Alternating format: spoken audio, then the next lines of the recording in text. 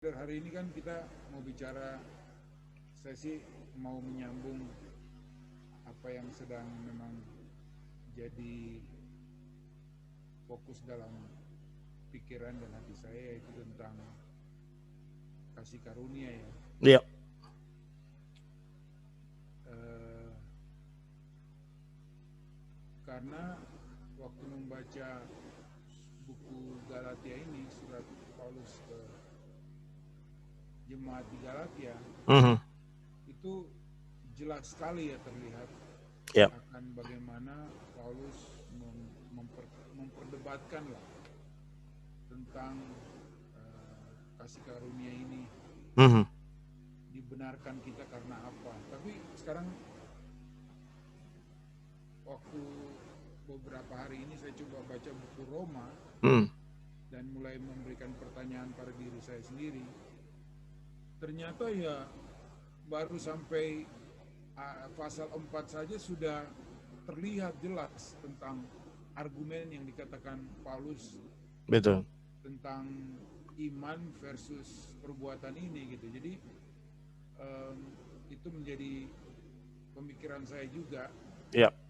Apakah yang dikatakan Paulus ini bertentangan misalnya dengan waktu Tuhan melihat Nuh, ya kan? Dia dibenarkan karena apanya? Kenapa Tuhan melihat dia? Oh, dia orang yang benar gitu. Oh, ini ke Nuhnya ya? Ya, ke Nuhnya. Ya. Terus saya pikirkan tentang, ya kalau ke Abrahamnya ya jelas Tuhan bilang bahwa, apalagi di buku Roma dikatakan bahwa dia dibenarkan karena iman. Iya. Tapi waktu Nuh gitu kan, dilihat apanya kan, dibenarkan karena apa gitu. Kemudian waktu kita pergi ke buku Yakobus, yang dipertentangkan Yakobus kan itu tentang iman tanpa perbuatan adalah mati kan. Jadi bagaimana kita bisa apa ya? Karena kita tahu ini satu kebenaran kan, firman Tuhan waktu kita lihatnya adalah kebenaran. Hanya bagaimana kita sebenarnya mencoba untuk membawa, bukan mencoba lah, bagaimana firman itu bisa berbicara kepada kita sesuai dengan konteks dan memang yang Paul maksudkan ataupun yang Yakobus maksudkan. Ya, secara prinsip baik perjanjian lama maupun perjanjian baru, secara prinsip mengenai keselamatan itu sama. Jadi keselamatan itu adalah anugerah Allah oleh iman gitu. Oleh iman. Jadi kalau di dalam perjanjian baru ya memang Yesus Kristus kan sudah jelas gitu ya. Tapi kalau di dalam perjanjian lama tidak dapat dipisahkan juga dengan Mesias yang akan datang, adanya harapan, Yahweh dan lain sebagainya. Itu nggak bisa dipisahkan. Jadi tetap anugerah Allah oleh iman. Oleh iman di dalam Tuhan. Gitu. Secara eksplisit kalau di dalam perjanjian baru di dalam Yesus Kristus gitu. Kalau di dalam perjanjian lama ya Mesias yang dijanjikan. Jadi tentang Yesus yang akan datang, kepada dia pengharapan itu, pengharapan akan keselamatan itu. Jadi tetap prinsipnya adalah anugerah Allah oleh iman. Gitu. Anugerah Allah di dalam Tuhan, gitu kan? Sehingga memang di dalam perjanjian baru tidak ada keselamatan itu karena upaya daripada manusia itu. Gitu. Tetapi perjanjian maksud saya tidak ada dalam perjanjian lama, baik perjanjian lama maupun perjanjian baru, tidak ada karena upaya manusia itu. Jadi secara prinsip sama perjanjian lama dan perjanjian baru, bahwa keselamatan itu adalah anugerah Allah oleh iman di dalam Tuhan. Gitu. Iya. Misalnya si perwira ya yang Petrus baptis ya. Yep. Bagaimana Tuhan melihat dia gitu? sehingga dia itu akhirnya maksudnya Tuhan memanggil Petrus untuk membaptis dia gitu, maksudnya untuk menjadikan dia orang percaya. Bagaimana Tuhan melihat si perwira ini pada saat itu? Apakah dia dipilih saja atau karena perbuatan dia, atau ada sesuatu yang memang spesial yang Tuhan lihat dari dia gitu? Iya, jadi balik lagi tadi kepada formula yang tadi, bukan formula ya, mungkin lebih kepada definisi mungkin ya. Tetap keselamatannya adalah anugerah Allah, gitu, anugerah Allah untuk kita. Jadi bukan karena ada sesuatu dari kita, bukan karena ada sesuatu. Tidak pernah dikatakan bahwa karena iman kita diselamatkan, gitu. Tidak pernah dikatakan juga karena pilihan keputusan kita semata, karena itu nanti akan tidak berkesesuaian dengan keselamatan adalah anugerah. Jadi tetap inisiatifnya itu adalah dari Allah, gitu. Inisiatifnya adalah dari Allah, anugerah itu. Tetapi anugerah itu mempunyai suatu kekuatan sehingga dia mengubahkan, menggerakkan, sehingga dia mendorong seseorang.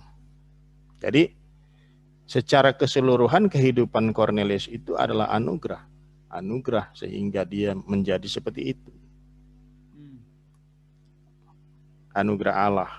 Kemudian lebih jauh lagi kita melihat Roh Kudus bekerja di dalam kehidupannya, dan nyata memang dia memanifestasikan kehadiran Roh Kudus di dalam dirinya, dalam kehidupannya, ketika dia berbicara dengan bahasa-bahasa yang hanya dimengerti oleh orang pada saat itu, yaitu orang Yahudi pada saat itu. Jadi ibarat dia orang Itali, orang Romawi, tapi dia bisa berbicara bahasa Aram, dia bisa berbicara bahasa Ibrani, kira-kira begitu.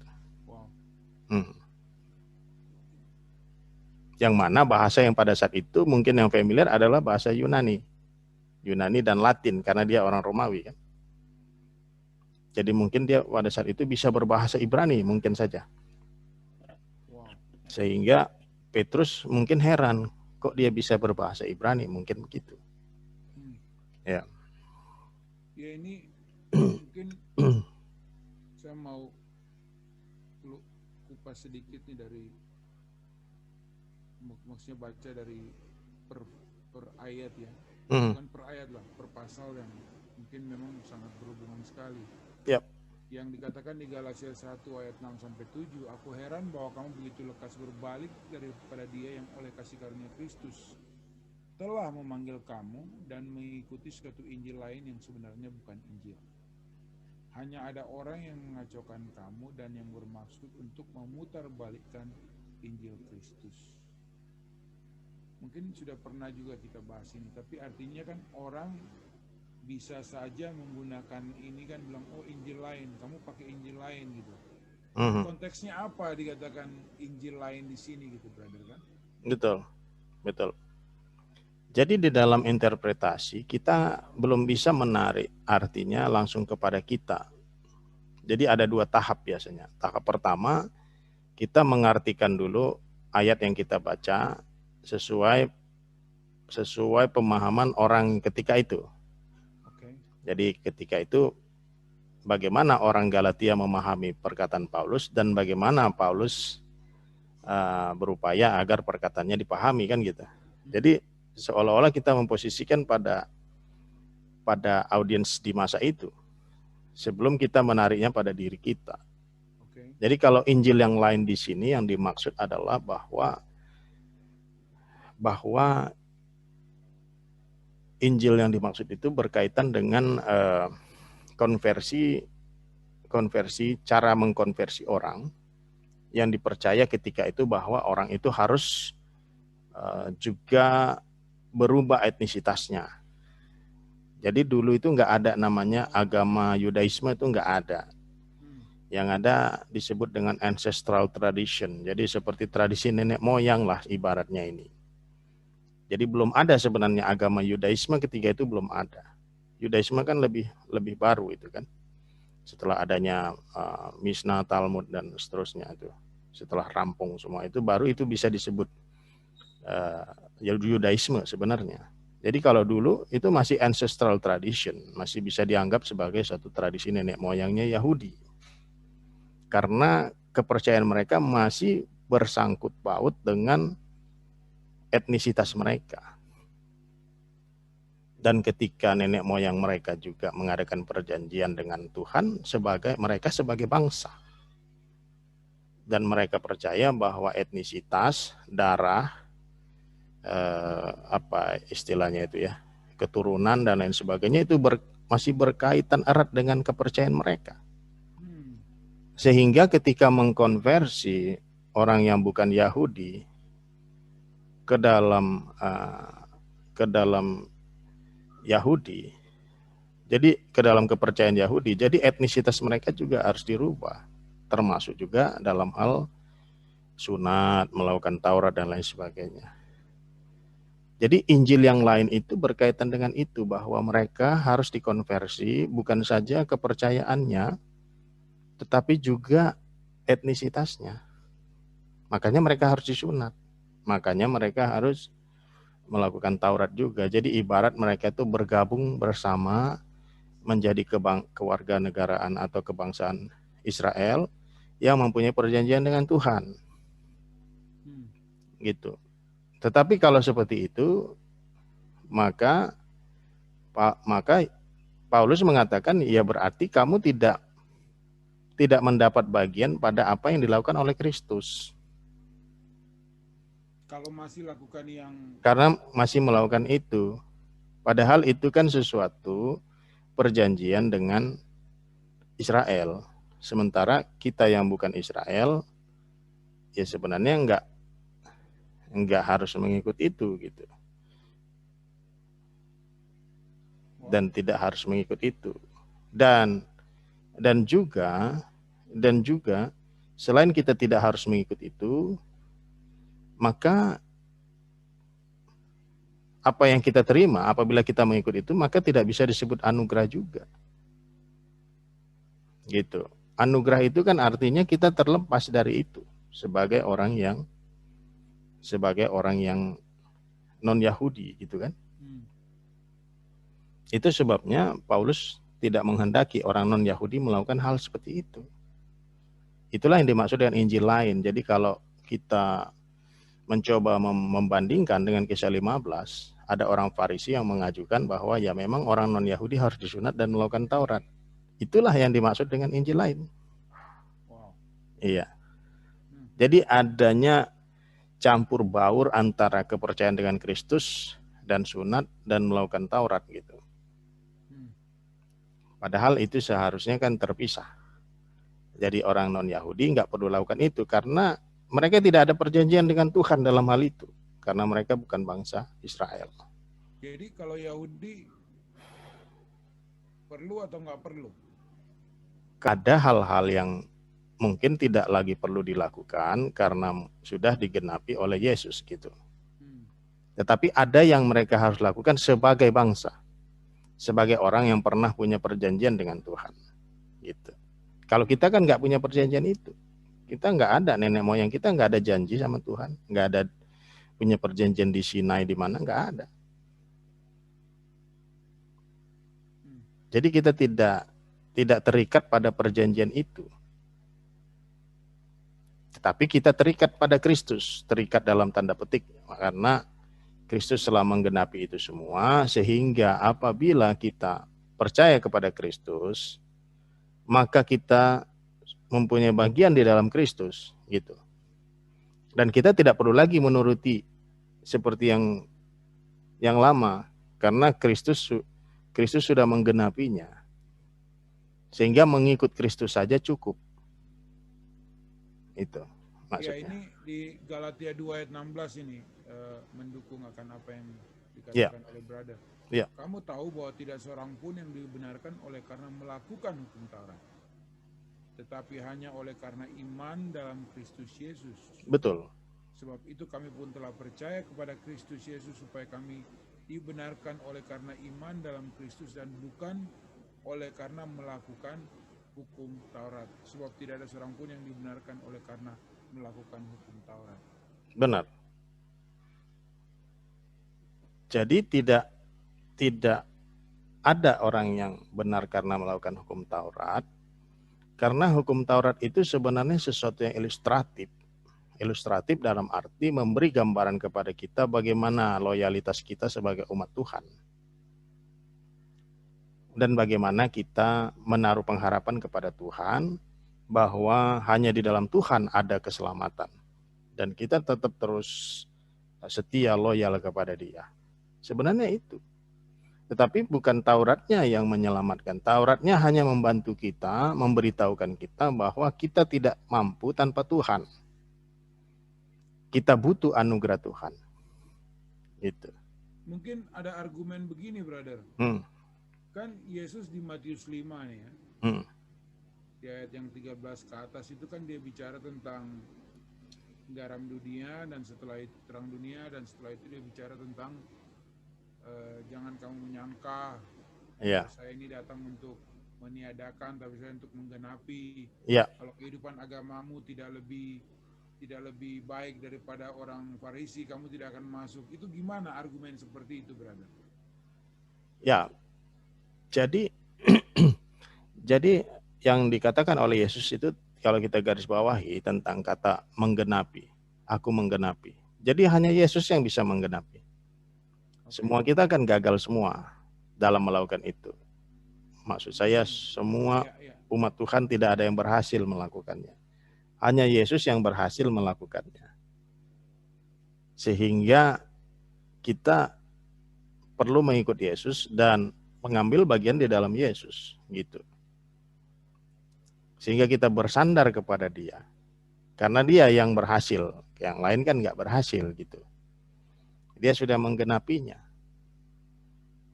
Jadi kita mengikuti Yesusnya, mengikuti perjanjian dengan Yesus, karena Dia kan membuat perjanjian yang baru kan dengan kita. Maka kita mengikut Dia. Dan sehingga yang lama itu pun sudah tidak berlaku lagi karena sudah digenapi. Karena sudah digenapi. Tetapi ada hal-hal yang kemudian diperkatakan kembali di perjanjian baru yang diperbaharui. Misalnya 10 perintah Allah yang diperbaharui dalam Matius. Jadi segala sesuatu yang diulangi dalam kitab perjanjian baru, itulah yang kita ikuti. Misalnya 10 perintah Allah yang diperbaharui dalam Matius 5. Yaitu hal yang di-renew, yang diperbaharui, yang kita ikutin. Nah, yang lainnya kita nggak ikutin lagi karena sudah digenapi oleh Yesus. Konsekuensinya kalau kita mau ngikutin, ya kita jadi ngikutin semua. Misalnya kita mau ngikutin, sunat, berarti kan kita ngikutin juga yang lain, Sabat. Semuanya itu harus kita ikutin lagi. Jadi seolah-olah yang dikatakan Yesus, oke, kalau kamu mau benar ya kamu harus seperti orang Farisi dan ikutin semuanya gitu. Kalau enggak kamu nggak akan masuk kerajaan surga. Seolah-olah gitu, maksudnya artinya ya kalau mau sempurna lakukan semuanya, jangan sampai ada yang gagal gitu. Atau gimana? Iya, jadi mungkin ini perlu analisa teks ya, analisa teks kenapa Tuhan Yesus mengatakan seperti itu. Tapi kalau saya lihat itu ada kaitannya dengan ketika dia berbicara tentang menggenapi itu, gitu. Istilahnya kalau menggenapi kan berarti kan kita kan lebih kepada mengharapkan akan anugerah dan pekerjaan Kristusnya yang kita andalkan. Kalau kita mengharapkan seperti orang Farisi mengandalkan apa yang mereka upayakan, istilahnya gitu. Mereka mengandalkan upaya mereka. Tapi kalau kita tahu upaya kita ini nggak akan sempurna, hanya Tuhan Yesus yang sempurna. Maka kita mengandalkan Yesusnya kan gitu. Ya mungkin kita perlu buat analisa teksnya gitu. Tapi sepertinya sih itu berkaitan dengan apa yang Tuhan Yesus katakan tentang menggenapi itu. Dan kemudian dia bilang, ya kalau kamu seperti itu, kamu tidak layak. Kalau kamu kurang dari seperti itu. Mungkin saja dia berbicara tentang bagaimana mereka berusaha. Ya, kita lihat, perlu kita lakukan analisa teks. Ya. Betul. Ya. Jadi intinya sih ada kualitas-kualitas di mana di dalam Yesus itu yang lebih besar kualitasnya. Gitu. Kalau dia masih di luar, kalau dia menjadi seperti orang Farisi dan lain sebagainya, ya mungkin masih tidak besar kualitasnya, gitu kan. Ya, orang Farisi kan dikenal dengan bagaimana mereka membuat peraturan-peraturannya, mendetilkan peraturan-peraturannya dan mencoba untuk melakukannya, begitu. Ya, begitu kira-kira. Saya menangkap itu di Roma 2 atau 3, argumennya itu sepertinya Paulus mengatakan tentang perbuatan, tetapi sebenarnya dia sedang berargumen, menyatakan satu statement, tapi kemudian di belakangnya itu dia bilang bahwa sebenarnya ya tetap iman gitu. Tetap Kalau iman. kita bacanya sebagian, ya, kita akan terperangkap di apa namanya, analisa yang salah gitu, maksudnya interpretasi yang salah gitu. Betul.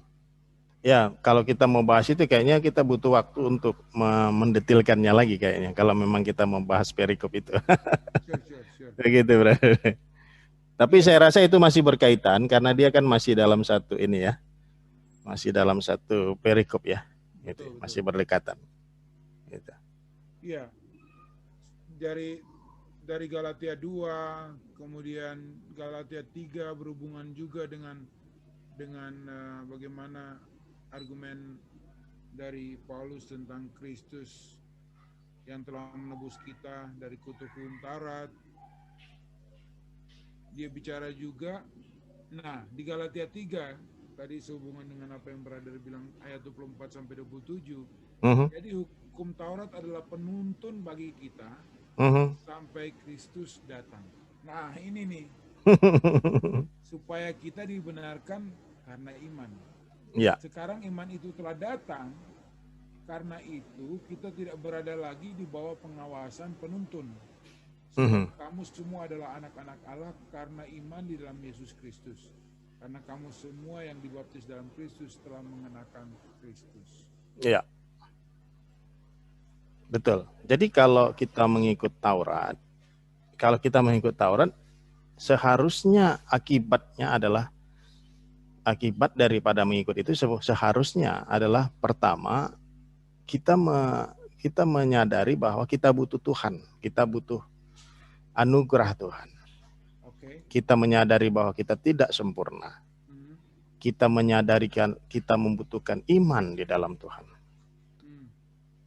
Jadi bukannya merasa bahwa kita bisa melakukan itu. Karena kalau melakukan itu udah pasti ada kurangnya, pasti nggak sempurna. Itu hanya memberikan kita ilustrasi betapa kita tidak mampu, betapa kita membutuhkan Tuhan, betapa kita membutuhkan anugerah Tuhan. Makanya orang-orang perjanjian lama juga ada yang diselamatkan karena mereka mengandalkan Tuhan, karena mereka percaya berharap kepada Tuhan. Bukan karena mereka melakukannya semata, gitu. Kalau melakukannya udah pasti nggak sempurna. Melakukan itu kan lebih kepada memberikan sesuatu, merefleksikan loyalitas kita kepada Tuhan sebenarnya. Tapi kita sadar itu nggak sempurna. Kita sadar itu kita ada banyak kekurangan. Jadi begini, brother. Iya. Saya mau tanya nih. Iya. Jadi secara umum kekristenan ini seharusnya punya pemahaman yang sama tentang anugerah ini. Nah, kalau dalam konteks Kristen, sebenarnya seperti saya katakan tadi, Taurat itu bukan untuk orang Kristen. Taurat itu adalah untuk orang Israel dan mereka punya perjanjian dengan Tuhan, bangsa mereka, gitu kan. Nah, bagaimana kemudian kita orang Kristen kemudian bisa diselamatkan? Itu karena ibarat kita nebeng sama Yesus gitu. Kita nebeng sama Yesus yang sempurna melakukannya, yang menggenapi semuanya. Sehingga kita dipersatukan antara orang Israel tadi yang beriman dengan kita yang beriman dalam Yesus tadi. Kita dipersatukan. Kita dipersatukan dengan Abraham, Musa, dan lain sebagainya. Kita satu di dalam Tuhan, satu di dalam Yesus. Gitu. Jadi baik warga dari perjanjian lama maupun perjanjian baru satu di dalam Tuhan. Kepada Tuhan yang sama, gitu kan? Itu. Iya, jadi saya tadi kepikir lagi tentang yang Matius 5 itu. Iya. Sebenarnya harusnya jelas, tetapi mungkin karena ada beberapa dari kata-kata Yesus yang sepertinya mengatakan upaya, usaha. Itu yang membuat mungkin jadinya argumen bahwa perjuangan kita lah gitu yang membuat kita selamat.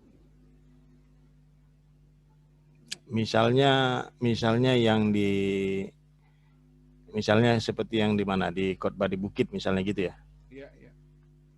Tetapi uniknya dalam khotbah di bukit itu diawali dengan miskin di hadapan Allah. Wow. Artinya ada kesadaran bahwa kita ini memang nggak ada apa-apanya gitu. Memang secara prinsip seperti itu seharusnya mengikut Tuhan kita. Kita nggak sanggup. Jadi baik perjanjian lama maupun perjanjian baru, attitude-nya seharusnya begitu. Artinya kita tetap berusaha seloyal mungkin, tapi kita tahu bukan karena loyalitas kita ini kita diselamatkan. Loyalitas kita ini karena kita mengasihi Tuhan aja, tapi kita tahu keselamatan kita adalah anugerah Allah. Ya, saya lagi ngerti. Itu. Ini kan Yesus lagi khotbah di bukit. Iya. Saya lagi ada di situ. Iya. Orang Ambon atau orang Indonesia nggak tahu apa-apa, terus Yesus bicara tentang hidup keagamaan, gitu kan? Saya kan bingung gitu, maksudnya apa ini kan? Iya. Mana mungkin kita bisa mengerti itu gitu kalau bukan orang Yahudi sendiri audiensnya. Betul. Memang kita harus memposisikan pada kehidupan mereka kan, gitu. Jadi kalau kita, ya mungkin kita perlu mencari tahu kehidupan keagamaan orang Farisi pada saat itu seperti apa, gitu kan.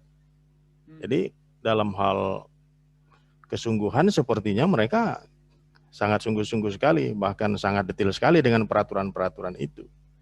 Ya kan, brother? Nah, hanya satu hal yang kita sadari bahwa tidak seorang pun yang bisa berhasil. Dan setiap orang membutuhkan anugerah Allah. Butuh berharap kepada Tuhan, butuh beriman kepada Tuhan, bukan mengandalkan apa yang diperbuatnya. Kalaupun kita selamat, kita tahu itu bukan karena apa yang telah kita perbuat, tapi karena anugerah Allah, karena kasih Allah gitu. Jadi bukan karena apa yang kita lakukan itu gitu. Ya, ini ada argumen nih dari Paulus di Galatia 4 ayat 21 sampai 26. Ya. Dia mengatakan tentang Abraham punya 2 anak. Yang satu dari perempuan yang menjadi hambanya. Ya. Dan yang satu dari perempuan yang merdeka. Jadi dia katakan gini, ini adalah suatu kiasan. Sebab kedua perempuan itu adalah 2 ketentuan Allah, yang satu berasal dari Gunung Sinai dan melahirkan anak-anak perhambaan, itulah Hagar. Betul. Dan ia sama dengan Yerusalem yang sekarang, karena ia hidup dalam perhambaan dengan anak-anaknya. Tapi Yerusalem surgawi adalah perempuan yang merdeka dan ialah ibu kita. Iya. Ya, dia bicara tentang si Sarah kan. Sarah, iya.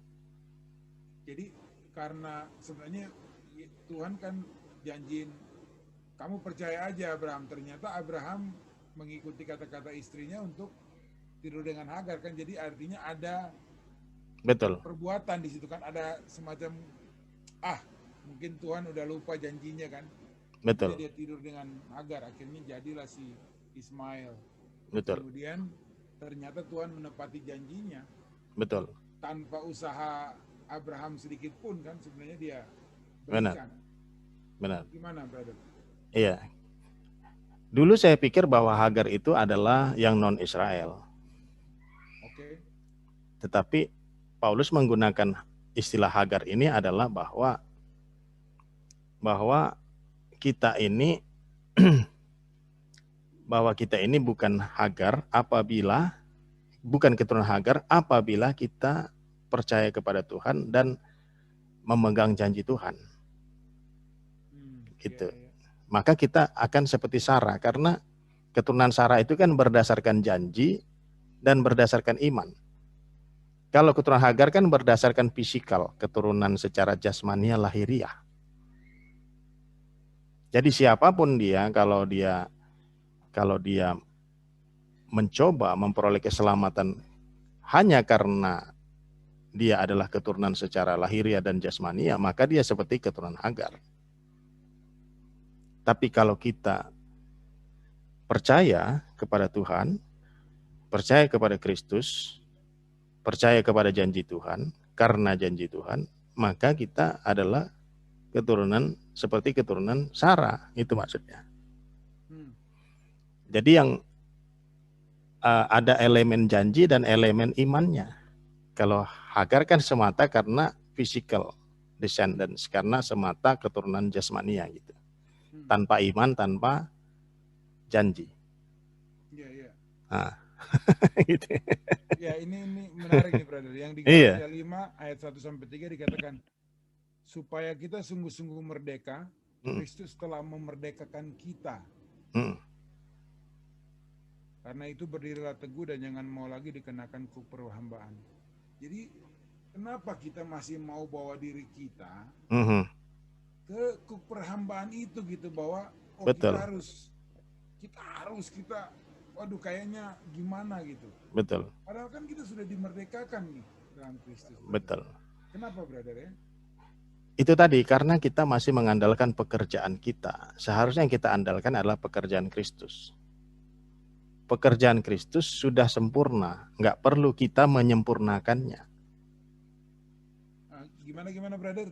Pekerjaan Kristus itu sudah sempurna, tidak perlu sesuatu kita lakukan untuk menyempurnakannya, nggak perlu. Karena yang dilakukan Kristus itu sudah sempurna. Artinya apapun yang kita lakukan tidak akan menambah kesempurnaan itu. Ada tapinya nggak? Hah? Ada tapinya nggak? Tapi mungkin karena orang bertanya begini, lantas kamu nggak perlu ngapa-ngapain dong, gitu. Nah, paling itu yang kita menjawab kan, gitu.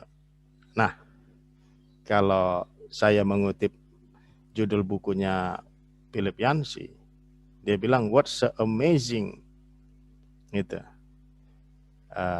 about grace, betapa amazingnya, betapa dahsyatnya anugerah itu. Artinya nggak mungkin orang yang memahami anugerah nggak bergerak, nggak terdorong oleh anugerah itu. Jadi sebenarnya hanya orang yang tidak mengerti anugerah itu yang tidak melakukan apa-apa. Ibarat begini, saya kasih brother berlian,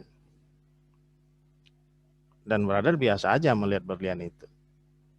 Ada satu kemungkinan brother nggak mengerti apa yang brother lihat di depan mata brother itu, bahwa itu adalah berlian gitu.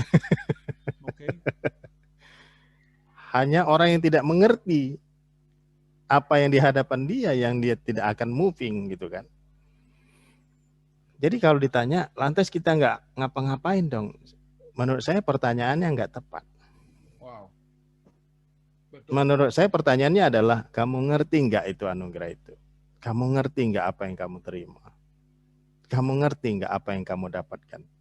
Kamu ngerti nggak apa yang seharusnya kamu terima apabila kamu tidak mendapat anugerah? Gitu. Karena balik lagi tadi kepada makna anugerah, bahwa makna anugerah itu adalah, makna daripada anugerah itu adalah di mana Allah membangun relasi dengan kita sehingga dia memberikan itu kepada kita. Berarti kan ada kekuatan di dalam anugerah itu. Karena Tuhan ingin membangun relasinya dengan kita. Karena dia ingin mengubahkan kita. Berarti ada kekuatan di dalam anugerah itu. Begitu, brother. Jadi apa arti yang kan disinggung juga mengenai sunat ya di dalam kitab Galatia dan bahkan di beberapa termasuk Roma kayaknya disinggung juga. Apakah ini yang dimaksudkan Paulus ini sunat saja, ataukah ini berhubungan dengan yang lain? Ataukah memang maksudnya arti yang sebenarnya yang mau dikatakan Paulus itu memang mengenai sunat ya, karena memang sunat ini sesuatu yang penting ya untuk orang Israel gitu. Iya. Karena itu kan tanda perjanjian antara Israel dengan Tuhan. Jadi orang bisa melakukan Taurat itu karena dia adalah terlibat di dalam perjanjian itu. Jadi kenapa orang Israel harus melakukan Taurat itu? Karena dia memang ada ikatan perjanjian itu dengan Tuhan sebagai orang yang ada dalam perjanjian dengan Tuhan itu. Makanya tidak cocok orang Kristen melakukan itu karena kita tidak ada dalam perjanjian itu. Kita hanya melakukan apa yang diperbaharui oleh Kristus dari perjanjian lama ke perjanjian baru.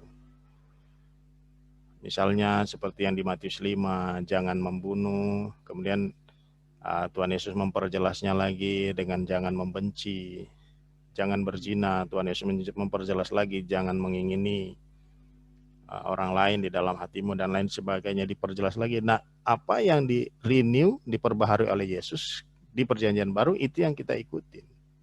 Itu sudah menjadi bagian perjanjian kita dengan Yesus, dengan Kristus gitu. Jadi kita sebagai orang Kristen tidak mengikut seperti yang di perjanjian lama, walaupun memang itu firman Tuhan, tapi bukan perintah untuk kita. Karena kita bukan orang Israel. Gitu. Tapi masih ada prinsip-prinsip moral yang kita harus ikuti kan? Ada. Itu sebagai standar ya, maksudnya sebagai apa ya? Ilustrasi kalau menurut saya.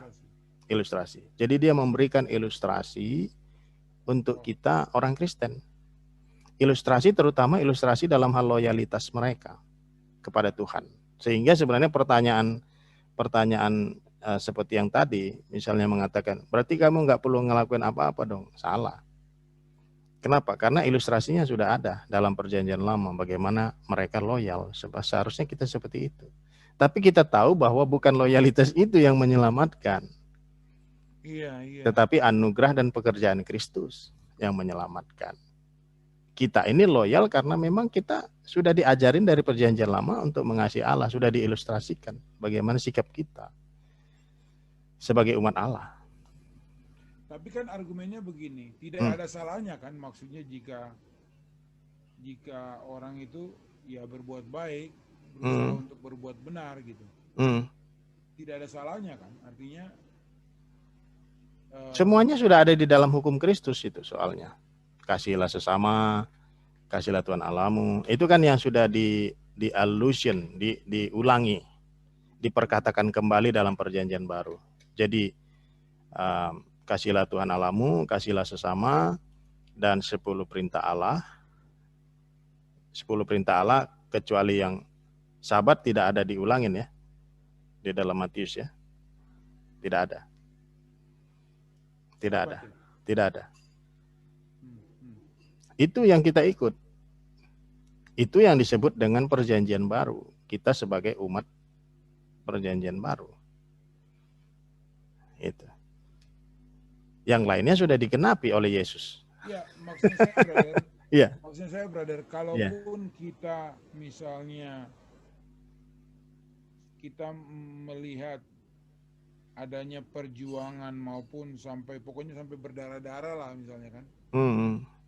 Dia untuk Kristus. Gitu kan. Ya, itu kita melihatnya bagaimana? Itu artinya kita nggak bisa melihat itu sebagai juga itu salah juga kan?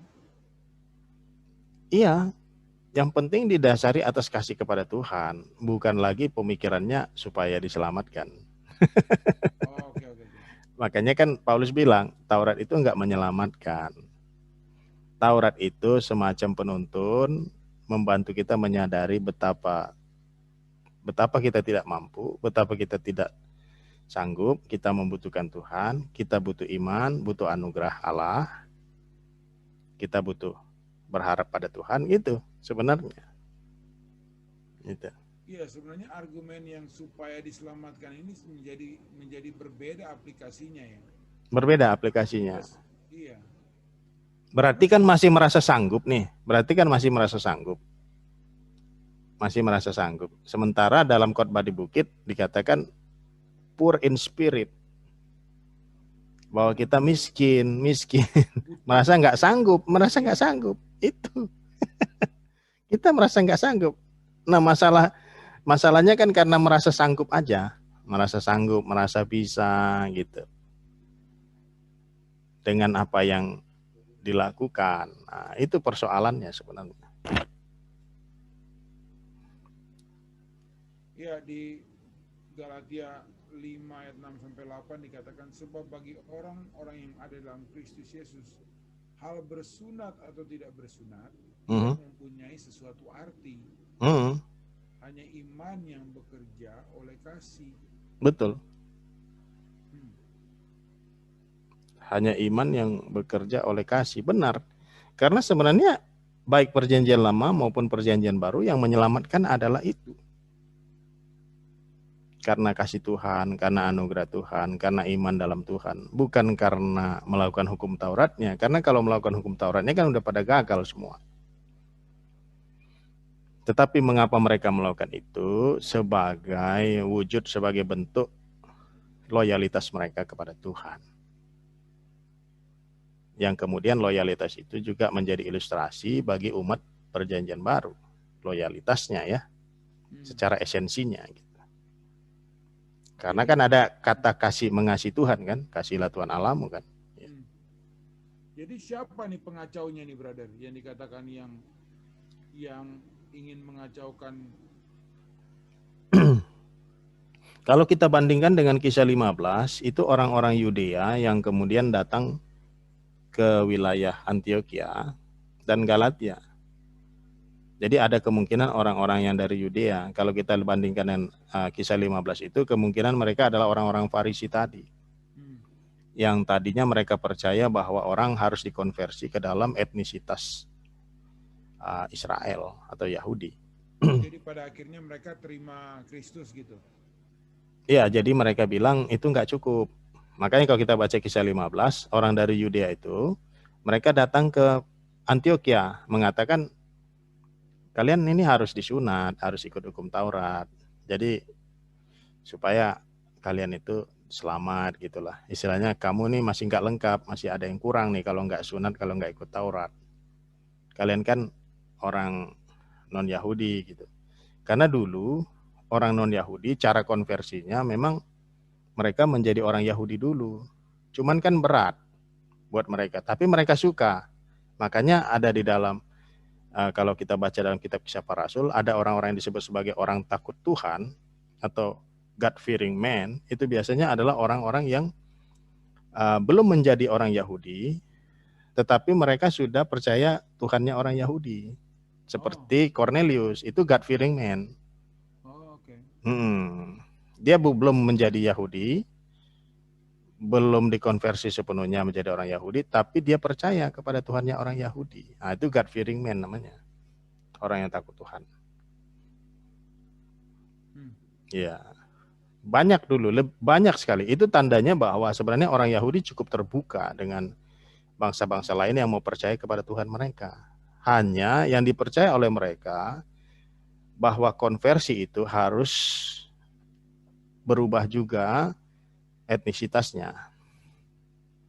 Mereka dulu nggak paham bahwa konversi itu bisa tanpa perubahan etnisitas. Dulu itu nggak paham mereka. Yang mereka pahami adalah orang harus berubah juga etnisitasnya. Nah, Paulus mengerti waktu dia baca di dalam Alkitab dia baca, terutama dari Kejadian 12, bahwa Tuhan punya janji untuk Israel, Tuhan juga punya janji untuk non-Israel. Gitu. Jadi dia percaya bahwa Tuhan akan menyelamatkan seluruh bangsa, sehingga bangsa-bangsa lain ini tidak harus dikonversi menjadi Yahudi. Karena kalau dikonversi menjadi Yahudi, maka Tuhan hanya menjadi Tuhan satu bangsa. Bukan Tuhan seluruh bangsa. Berarti Tuhan hanya menyelamatkan satu bangsa, bukan semua bangsa, karena semuanya dikonversi menjadi Yahudi. Nah, Paulus mengerti bahwa Tuhan berjanji kepada Abraham untuk Israel, tapi juga kepada bangsa-bangsa lain. Nah, sehingga bangsa-bangsa lain tidak harus dikonversi menjadi Yahudi, begitu, brother. Iya, di ayat selanjutnya setelah itu, tapi ada warning nih, brother. Dikatakan, saudara-saudara, memang kamu telah dipanggil untuk merdeka, tetapi janganlah kamu mempergunakan kemerdekaan itu sebagai kesempatan untuk kehidupan dalam dosa dan selanjutnya. Jadi artinya kan yang tadi brother bilang bahwa pertanyaannya salah, maksudnya waktu kita berarti kita nggak perlu berbuat apa-apa gitu kan, artinya kan sebagai orang yang beriman ya yang tadi yang brother bilang ilustrasinya sudah ada gitu. Bagaimana orang yang beriman, betul, kehidupannya gitu. Betul. Ilustrasi, dan makanya dikatakan penuntun. Sehingga orang tidak perlu lagi berpikir bagaimana moralitas kita kalau gitu. Sudah ada ilustrasinya, sudah ada penuntunnya. Seharusnya nggak jauh dari situ dong. Kan gitu. Seharusnya nggak jauh dari situ. Gambarannya kan. Gitu. Jadi bukan berarti kita ini anti terhadap moralitas yang baik jadinya, bukan. Justru dari situ kita mendapat ilustrasi. Malah Yesus merenew kembali perintah Allah, 10 perintah Allah itu direnew kembali dalam Matius 5. Itu. Ya, ini yang terakhir nih untuk Galatia 6 ayat 12. Mereka yang secara lahiriah suka menonjolkan diri, mereka lah yang berusaha memaksa kamu untuk bersunat. Hanya dengan maksud supaya mereka tidak dianiaya karena salib Kristus. Nah, konteksnya seperti itu gimana waktu itu, brother ya? Maksudnya? Ya, mungkin mereka yang percaya kepada Kristus mungkin didiskreditkan bisa saja. Sehingga mereka mungkin takut didiskreditkan, sehingga mereka mungkin setidaknya mau menunjukkan bahwa mereka ini bagian daripada orang Yahudi. Orang Yahudi itu punya banyak sekte. Kalau nggak salah itu ada sekitar 10 sampai 12 sekte yang diketahui ya. Jadi ada banyak. Artinya buat orang Yahudi itu berbeda sekte nggak masalah. Tetapi kalau dia misalnya tidak melakukan Taurat, ya tidak melakukan Taurat dan tidak disunat, maka mungkin itu yang dikhawatirkan. Mereka bukan Yahudi. Yahudi gitu ya. Betul. Jadi mereka ingin supaya diterima gitu kan. Supaya diterima sehingga paling enggak sama-sama lah melakukan Taurat. Seperti ya Samaria juga melakukan Taurat juga. Ada Tauratnya juga Samaria. Kemudian dan hanya Taurat aja yang mereka punya, Samaria itu. Nah, kemudian SNS juga punya Taurat dan lain sebagainya. Mereka juga berusaha melakukan itu gitu. Nah, kalau mengabaikan itu khawatirnya kan menjadi terlalu berbeda begitu kan, sehingga mungkin didiskreditkan nantinya gitu. Istilahnya mungkin jangan terlalu beda-beda amat lah gitu kan. Ya gitu. Jangan terlalu beda-beda amat lah. Kalau mau disunat juga sebenarnya nggak apa-apa gitu kan? Atau bagaimana? Karena sunat itu kan kenapa menjadi masalah? Karena sunat itu kan dalam pemikiran mereka kan menjadi suatu keharusan, menjadi suatu syarat, menjadi suatu hal yang memang harus tanpa itu tidak selamat, misalnya begitu. Kira-kira begitu. Ya. Oke. Jadi bukan cuma sekedar simbol aja. Ya, bukan cuma sekedar simbol, tetapi mereka merasa kalau nggak melakukan itu berarti tidak mendapat bagian dalam keselamatan Tuhan, kira-kira begitu. Artinya tidak masuk jadi umat Tuhan, gitu kan? Iya. Jadi gini, brother, ini kan tendensi ataupun kecenderungan dari surat-surat Paulus ini semuanya berhubungan dengan kasih karunia, dihubungkan dengan hukum Taurat, hukum, dan aturan-aturan gitu. Tapi mengapa kita masih berbeda dalam banyak pandangan gitu? Maksudnya orang-orang Kristennya gitu. Iya. Ya, itu karena kembali lagi kepada bagaimana menginterpretasikannya. Bagaimana menginterpretasikannya. Oke. Iya. Jadi interpretasi itu kan harus kuat dalam hal analisa teksnya, kuat dalam hal latar belakang sejarahnya, gitu. Ya, kemudian bagaimana menariknya, bagaimana? Nah, hubungan dengan itu ya. Benarkah analisa bahwa yang waktu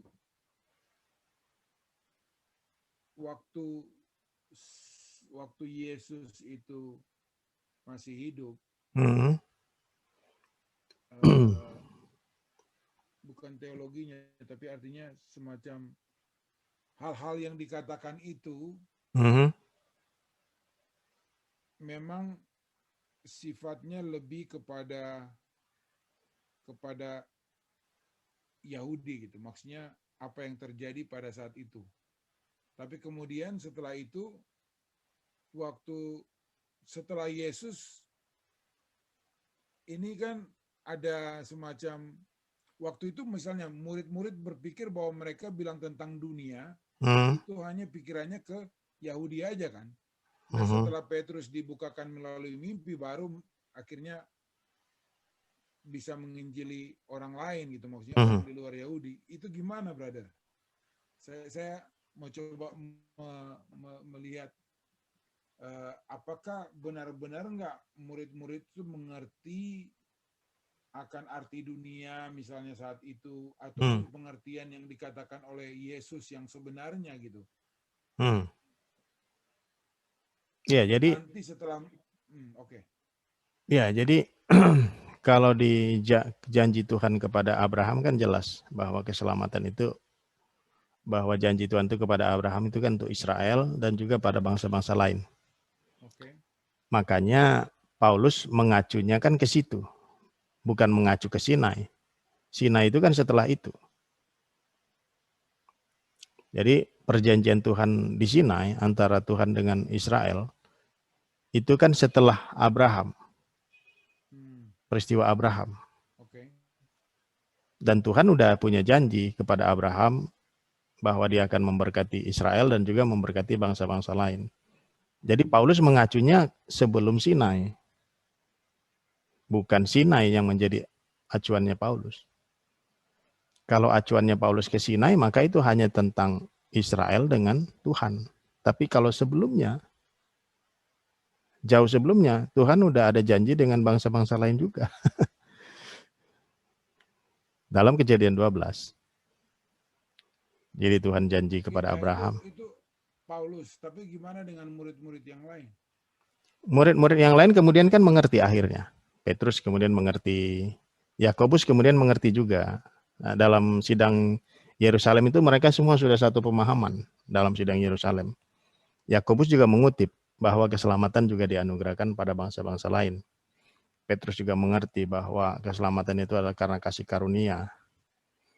Kasih karunia Tuhan Yesus Kristus. Dia mengerti itu.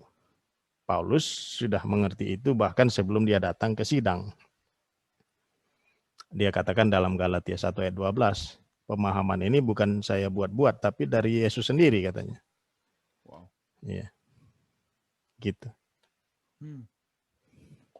Iya. ada keinginan untuk mengatakan bahwa tetap saja kita harus berbuat sesuatu gitu. Jadi kayak apakah itu karena hubungannya dengan karena kita beriman kepada Kristus kan? Cuman ya kadang-kadang kita bisa terjebak pada seseorang tuh harus menunjukkan perbuatannya dulu baru dia bisa diakui sebagai seorang Kristen gitu.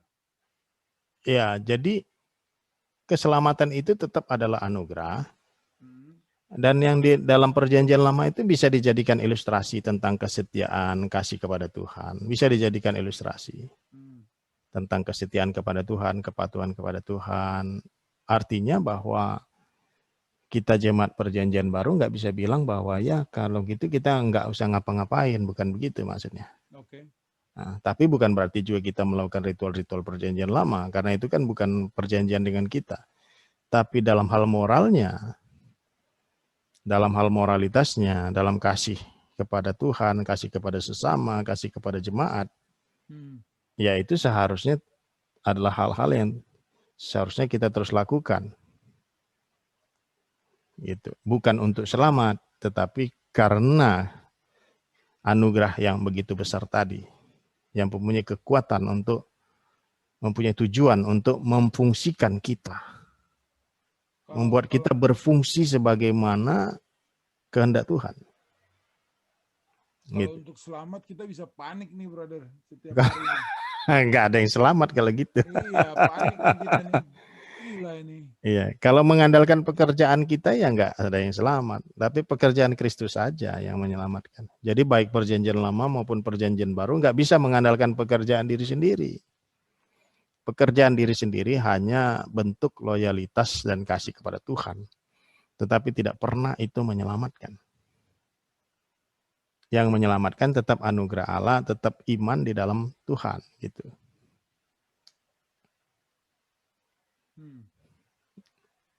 Sebenarnya banyak contohan sebenarnya yang membuka pikiran tentang ini ya, tentang kasih karunia ini. Karena kita nggak bisa menutup mata ataupun telinga mengenai doktrin ini karena ini semakin jelas terlihat karena memang pada akhirnya kita nggak mampu gitu. Nggak mampu. Nggak mampu. Tidak mampu. Memang udah jelas tidak mampu. Jadi deprave dan enable gitu kan. Tidak mampu. Jadi memang tidak bisa mengandalkan pekerjaan kita, perbuatan kita. Tidak bisa. Hanya bisa mengandalkan Tuhan. Sebenarnya tujuan Taurat itu diberikan juga untuk itu juga sebenarnya. Supaya mereka sadar, mereka itu butuh mengandalkan Tuhan. Dan mereka itu sebenarnya sudah korup, tidak sanggup, tidak sempurna, tidak bisa tanpa Tuhan. Mereka butuh anugerah Tuhan. Gitu. Awesome, brother. Ya. Kita mendapatkan banyak hal hari ini. Ya. Kita kupas seluruh Galatia ini. Amin. Dalam waktu 1 jam. Amin. Yang seperti brother bilang masih banyak hal-hal yang kita perlu waktu untuk bisa menggali firman ini ya. Siap. Tapi artinya kan secara kesimpulan bukunya kita mengerti tujuannya kemana. Kita sudah dapat. Ya. Benar, benar. Mari kita berdoa, brother. Baik, mari. Terima kasih Tuhan untuk anugerah yang Kau berikan.